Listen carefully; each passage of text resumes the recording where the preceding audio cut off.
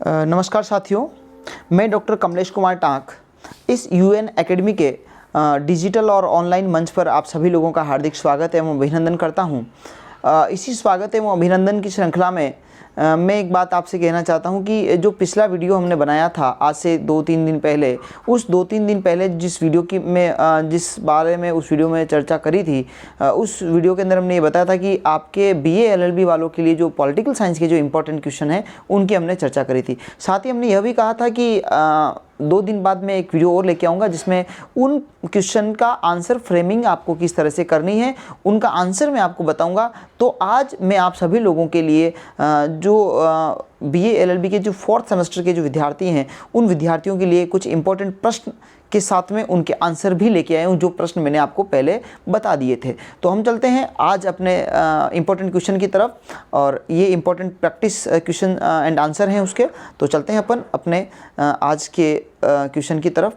और पहला अपना क्या है, यूनाइटेड नेशन, है ना। तो सबसे पहले हमने प्रश्न लिखा था कि यूनाइटेड नेशन और आसियान और ईयू, ये 3 चीज़ें जो थी, इन 3 चीज़ों में से किसी 2 के ऊपर अपने को एक शॉर्ट नोट्स बनाने थे।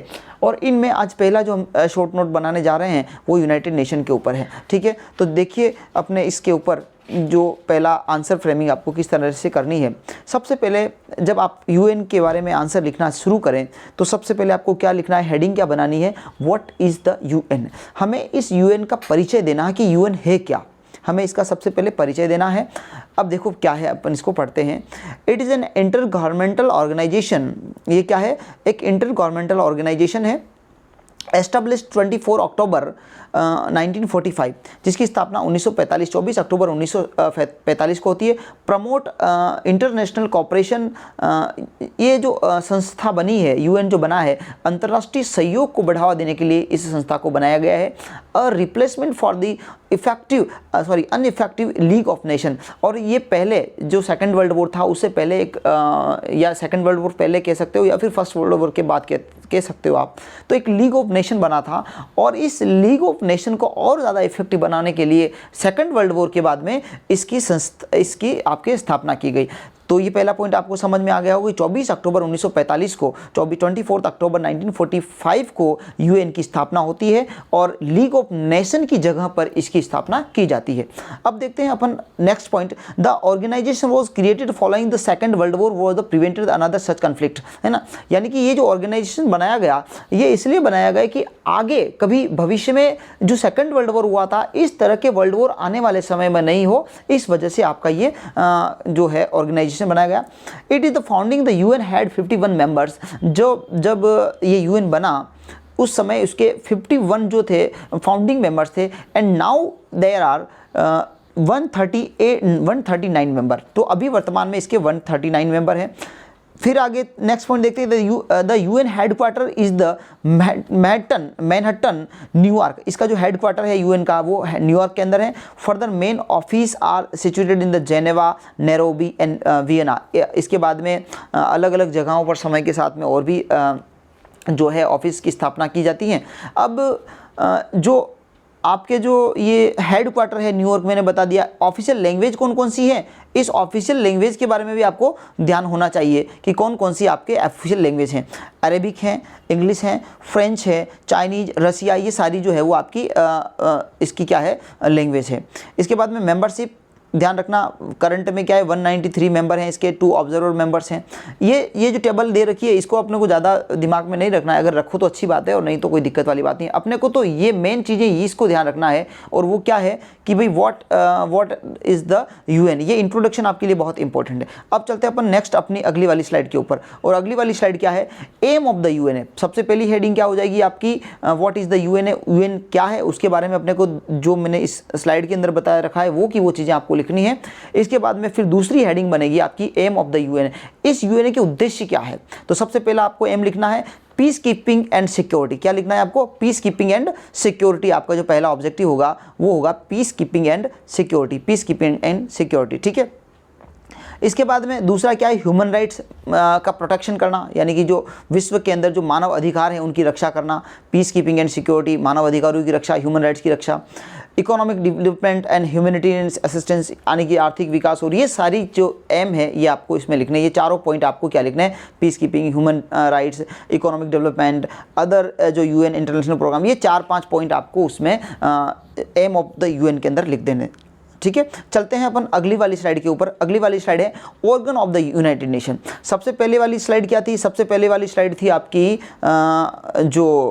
क्या थी पहली वाली स्लाइड, ये व्हाट इज़ द यूएन। ठीक है, व्हाट इज़ द यूएन, उसके बाद में क्या था, एम ऑफ द यूएन, इसके बाद में आपको बताना है organs of the United nation, यानी कि इस यूनाइटेड नेशन के ऑर्गन कौन कौन से हैं, इसके अंग कौन कौन से हैं, उनके बारे में अपने को चर्चा करनी है। तो देखिए क्या लिखा हुआ है इसमें, देखिएगा द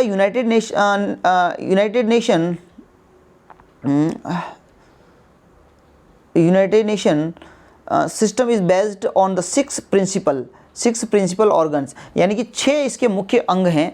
6 जो है इसके यूनाइटेड नेशन के 6 प्रिंसिपल्स हैं, मेन जो अंग है वो है।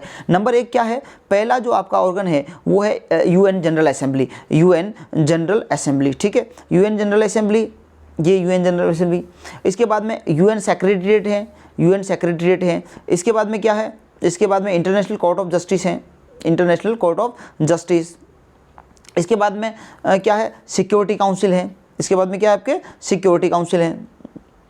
और सिक्योरिटी काउंसिल के बाद में क्या है, यूएन सिक्योरिटी काउंसिल आ गया। इसके बाद में क्या है आपके, UN economic and social council है, यूएन ट्रस्टीशिप काउंसिल है। इस तरह से सब वापस देखते हैं। नंबर 1 पर आता है यूएन जनरल असेंबली, दूसरे पे आता है यूएन सेक्रेटरीट, तीसरे पर आता है इंटरनेशनल कोर्ट ऑफ जस्टिस, और चौथे पे यूएन सिक्योरिटी काउंसिल, और 5वें पे UN economic and social council, और 6ठे पे यूएन ट्रस्टीशिप काउंसिल।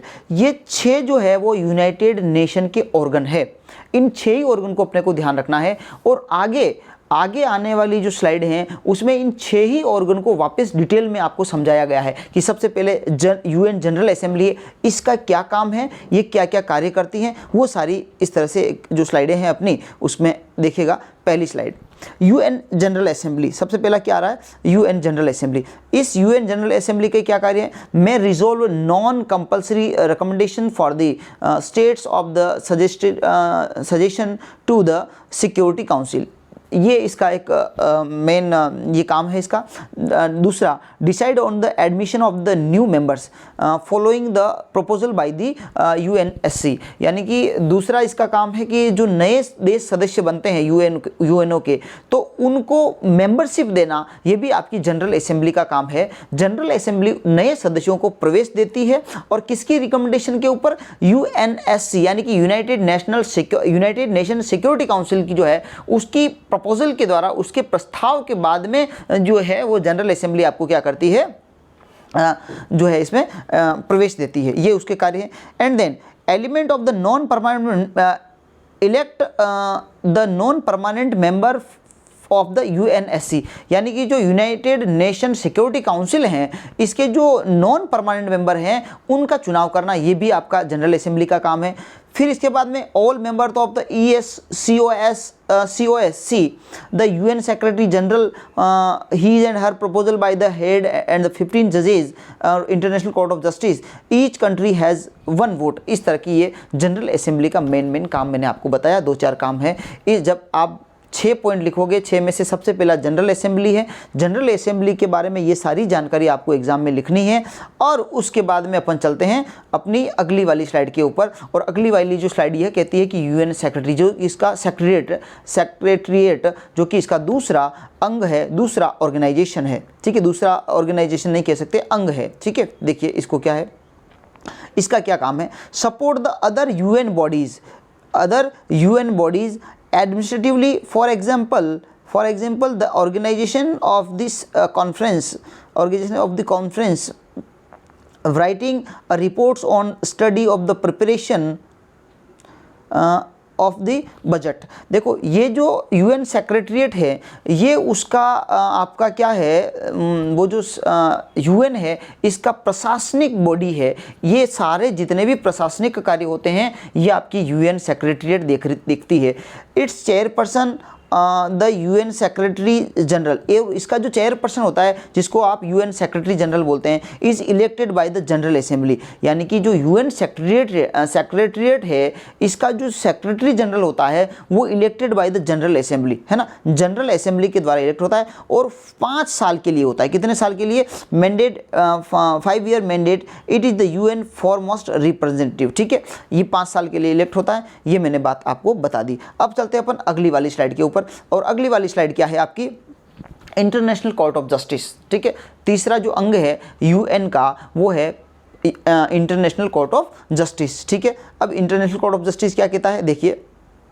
देखो, the international court of justice, जिसको आप बोलते हैं ICJ, international court of justice, located in the Hague. इसका जो मुख्यालय है इंटरनेशनल कोर्ट ऑफ जस्टिस का वो कहाँ पर है? हेग में है।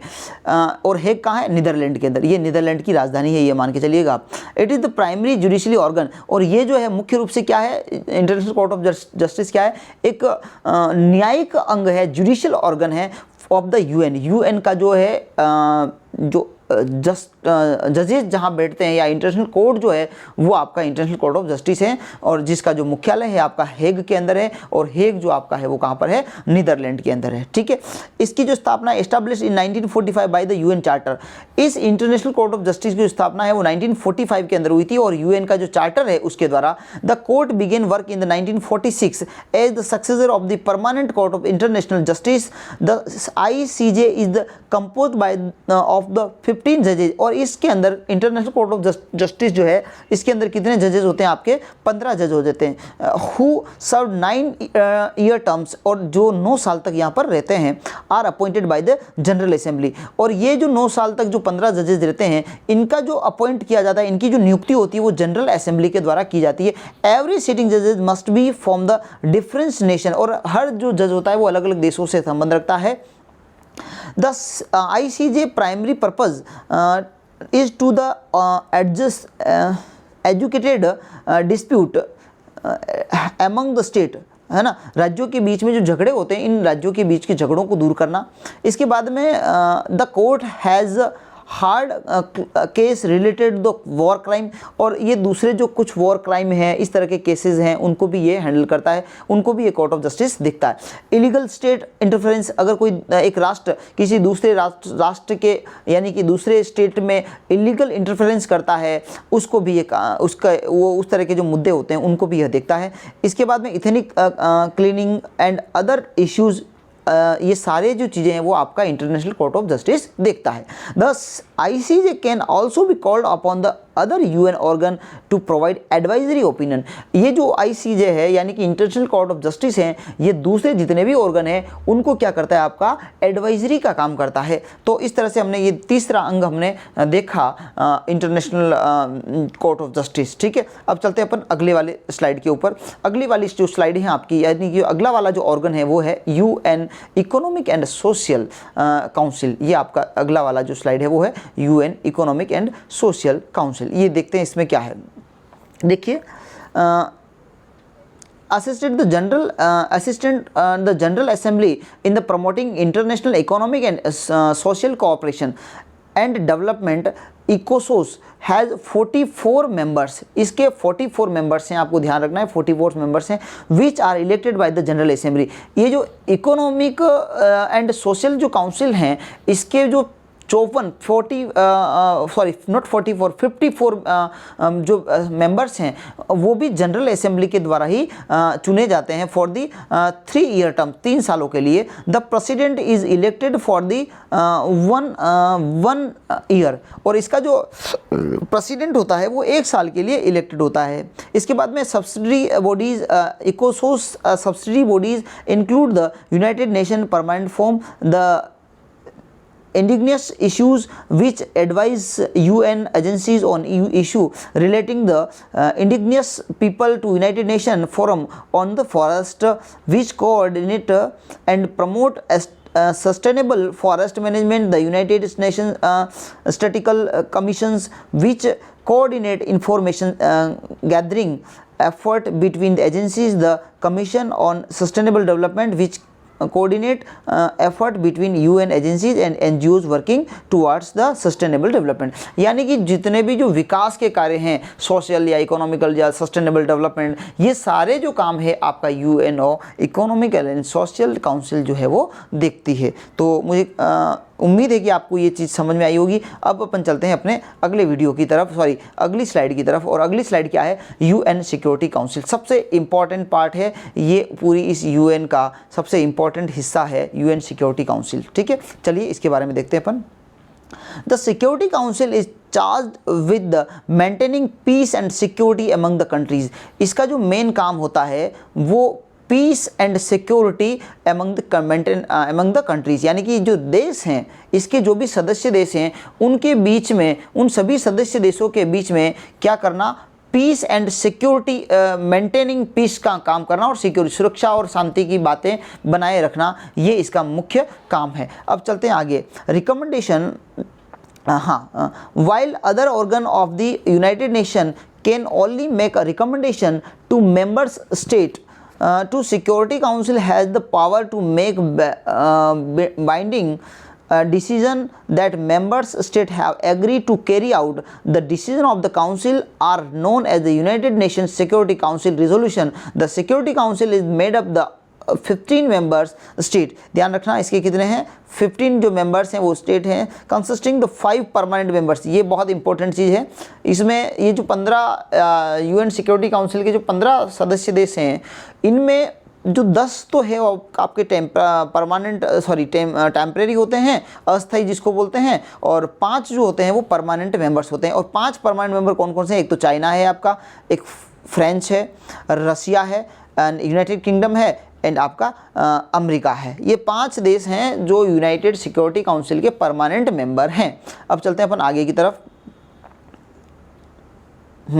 आगे क्या है देखिए, the 5 permanent members hold a veto power over the UN resolution.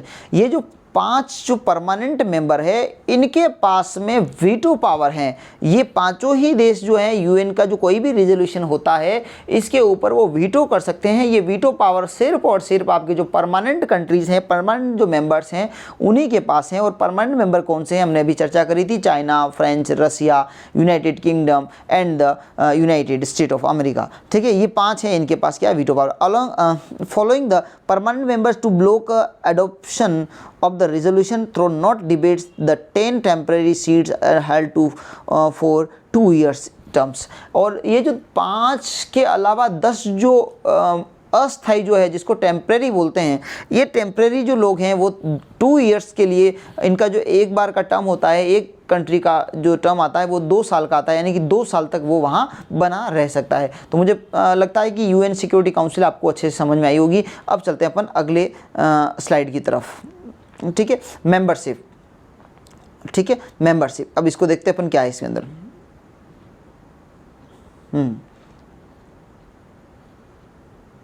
Membership में देखिएगा आप, with the addition of the South Sudan 14 July 2011 there are 193 United Nations member state। मतलब जो लास्ट आप यूँ कह सकते हैं कि जो साउथ सूडान जो था वो इसका बना, सदस्य बना, including the all undisputed independent states apart from the Vatican City। The UN Charter outline the rules for the members। ठीक है, in addition there are 2 non-members observer states, the United National General Assembly, the Holy See, which hold the sovereignty over the Vatican City, and the state of Palestine, the Cook Island and Niue, both state is the free association with the New Zealand, are the full member of the several UN specialized agencies and have the half of full treaty making the capacity recognised by the secretariat. ये इस तरह से इसकी membership का कुछ हमने बातें करी। अब चलते हैं अपन अगले वीडियो की तरफ।